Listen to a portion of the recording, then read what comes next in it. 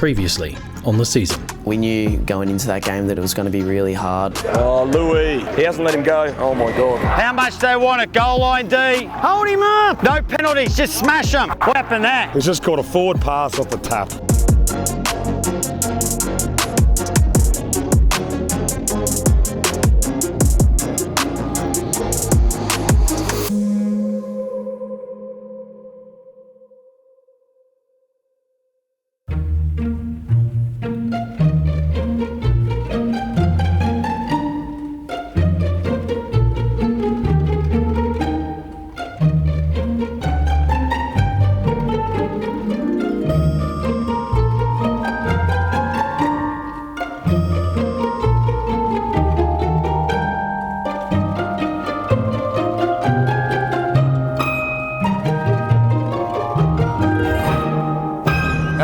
That's better, much better. Head far out, we'll go to sternum. Head into his sternum. Lift this shoulder. That's good shape, Liam, that's good shape, mate. Every pass today needs to have both hands pointing towards target, palms facing down, okay? The pandemic has forced a return to play protocol, where the program prepares its players for the restart of the GPS competition. All the kids had the ability to pass left and right, you know, whether they played first 15, second 15, even some of the under 16s coming through, they're all at a really high level of catch and pass, certainly something that's been worked on for a number of years before we got them. So that was really excited to see that basic skill set's already established. Okay, a couple of things that I've noticed, all right? Just small things, and it's making us either slip or making us in a poor position and going backwards, okay? If we're too far overextended, okay, where's all my power going from when I'm pushing? Back that way, so I'm gonna go like that, okay? So you just gotta keep that angle down and build pressure into that ground, that tension, yeah? Small things like that really put the bigger picture into place. Okay, so small things make the bigger picture work. Set! Set! Crouch. Bind. It's important that everyone who puts that jersey on feels like they're valued. It's not just about the firsts, and that's why at Nudgee all the jerseys are the same. The first 15 jersey, although it's a higher tech jersey, it's the same stripes that someone in the 11 golds wear. Got to pass from behind the line, okay? Anywhere between these hashes has to land in the donut and stay in the donut. All good? Let's go, Sammy. Off we go. Let's go. Get him out nice and quick. Remember where your ball is. Go and stand next to it. That's a definite foot fault, but I'll give it to you, Zachy. Get in. Righto, put it in, Bodo. Oh, he took a step closer, didn't he? No, I'll give it to you, that's fine. No good, Joey. Let's see Heath from distance. Oh! Ah, you made it easier for me, thanks, mate. Righto, happy days, boys. Good job, okay? So let's pack all these cones up, all these poles up. Give us an hand. You! You! G! G! G! Hey! Hey! Nudgee! Best! Nudgee! It's gonna be different. Nudgee!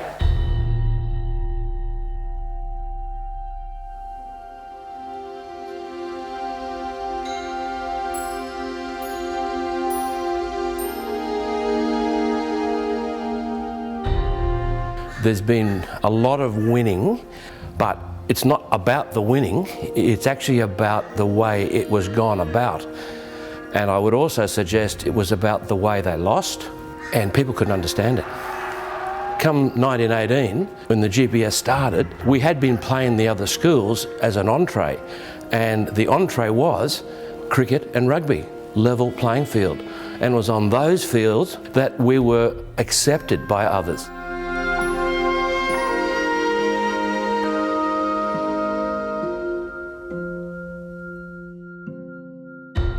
The boys had a closeness, had a solidarity. There weren't many of them, and when you see the teams, the various sporting teams, they all really had to do everything, and they had each other's back. Yes, there would have been fellows who didn't play the sport, and the college catered for that with various other engagements, the literary society, the debating, the music, the drama. It was very much a part of the fabric of the place because the Irish loved all that.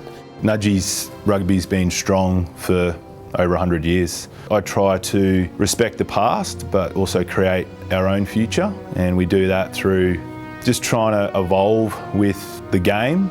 The game's changes, and also the boys that we work with change. The way that they learn changes, so we have to adapt to that. You come into the school and the first thing everyone says is, you're coming to the best rugby school in Australia. They talk about the Wallabies, they talk about all the great players that have come before you, and you kind of get a sense of, this is the place to be if you're looking to, reach those high accolades in terms of footy. When you finally get the opportunity to put on a jersey, whether that be in the 12Bs or even in the firsts, you get a sense of you're playing for those boys that went before you.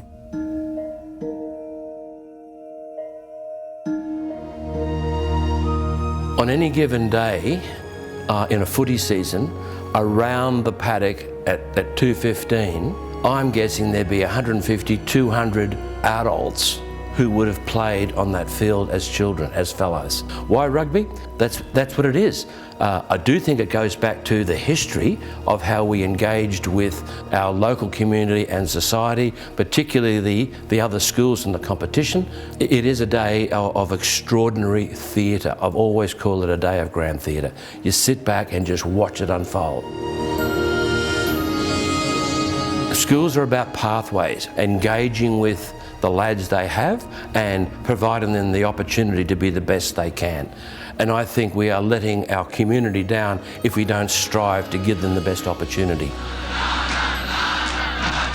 The wonderful thing about Nudgee is it's a bit like the aircraft carrier. Instead of it just starting, they're jumping on it and it's moving.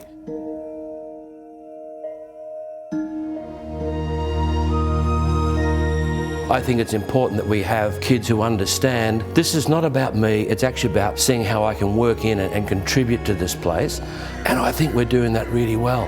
When schools come here and they see the Nudgee machine in operation, they know that whether they're playing an A team or a Z team, it's game on.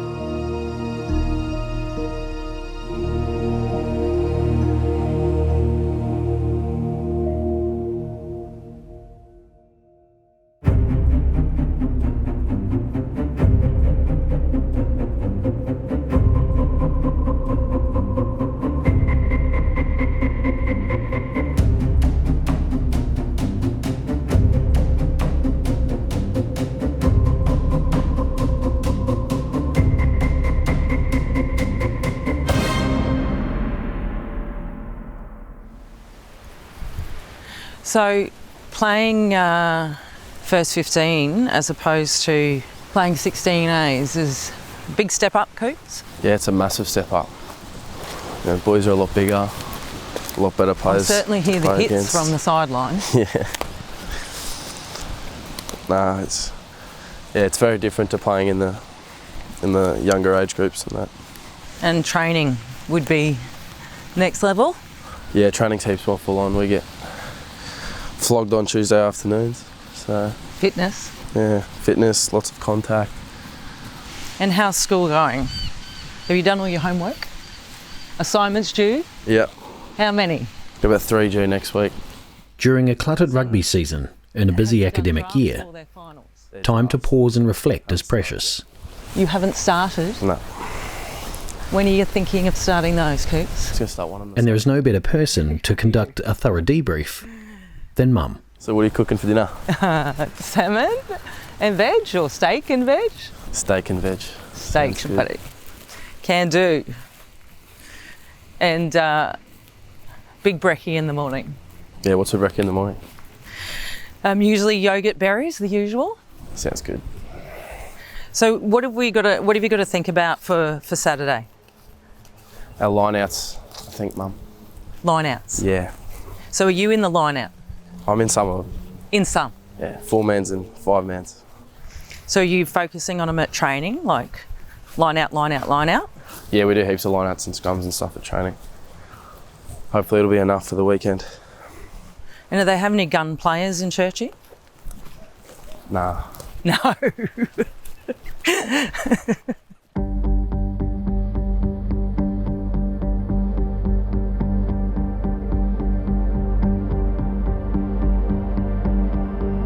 The preparation for Churchy was pretty intense because they were also undefeated at that stage. I think it was just us and them as the two undefeated teams, so we definitely had to knock them off.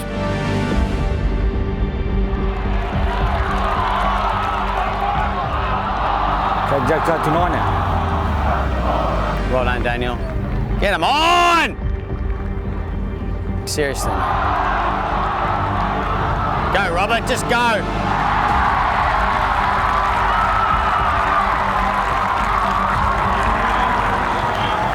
Mate, you would just love being a 9 running that inside supporting channel of Atoya. Harry, just get to the boys. Like Robbie Marper did really well off that kickoff. Great catch. Just got to look to exit well here, okay? Come on, dig in here, boys, dig in. Get him out, get him down. Ball. Get him, Liam, get him, Liam.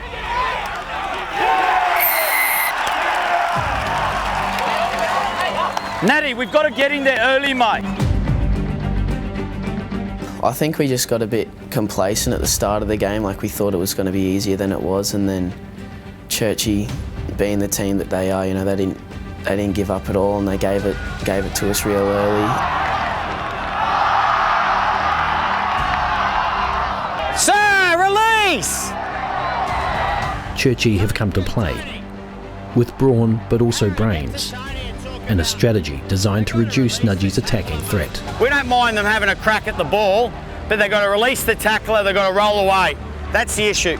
They're coming from the side on all those line breaks. Oh, mate, exactly like that bloke there. So they're tackling our plate, but they're not giving daylight, as you said. Like, do you see no daylight? The first person in doesn't have to release if he's not a tackler. First arriving player. But he was in the tackle, so he was still on his feet, and they came in. That one there was first arriving player. It was a messy game. Penalty count wasn't in our favour, but I just tried to keep the boys calm because obviously we were, you know, in the thick of it, and a lot of boys were getting heated. So I just tried to keep them calm and just try to keep clear communications with me and the refs. Let's go, 5 minutes, still half time. Come on. If we can get a little reset here just to manage the clock, it will be good. Off! No, leave it! Sir! Boys!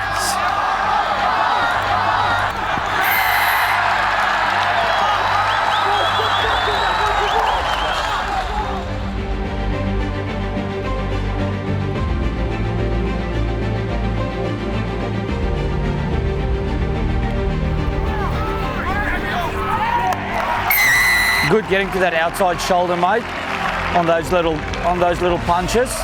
Hey, great strike back, that last little bit. Okay, the way we're going to start the second half is the way we want to start the game. Okay, we need to work with the referee a little bit better defensively too, don't we? Okay, so stick with him. First strike after half time's ours. Okay, that's our aim. We are marching!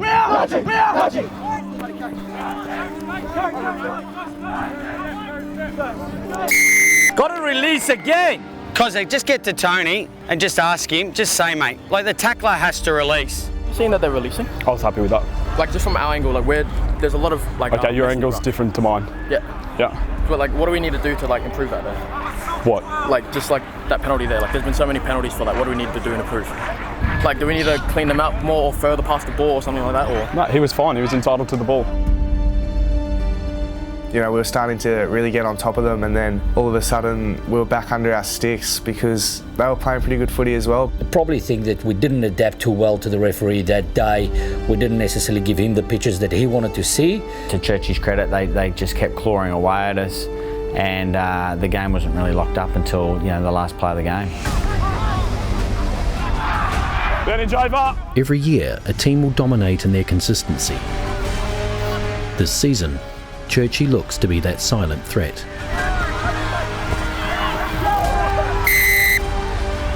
Try to Churchy, right in the corner. Score now, 24-15.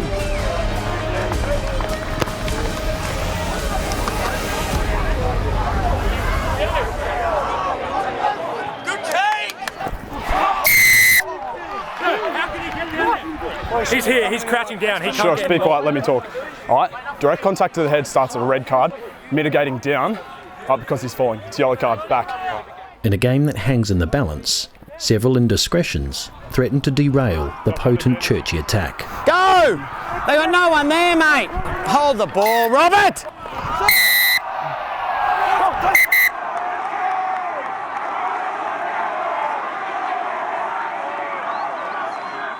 So number 13? 13. I've got taken above horizontal. It's going to be a yellow card for 13. Agree? Yep. He's taking him above horizontal. It's a yellow card. Just a mark. Back 10.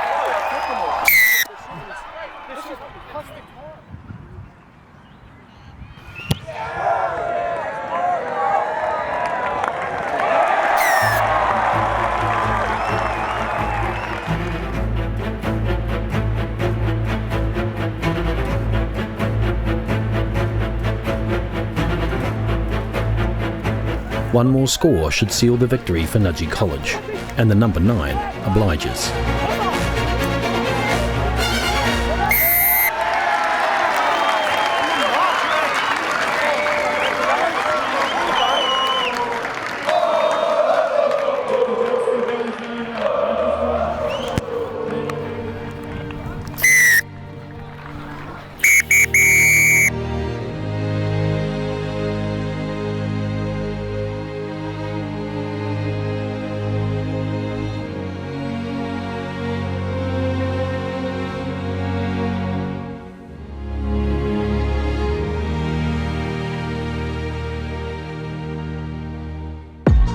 Next time on the season. If you build it, they will come. And in a lot of ways, that's been the way it's been here at Nudgee. You've got to work out ways to still have relationships with people that you butt heads with. Go, LeBron! Go, Tory, link up, Tory. Good boy.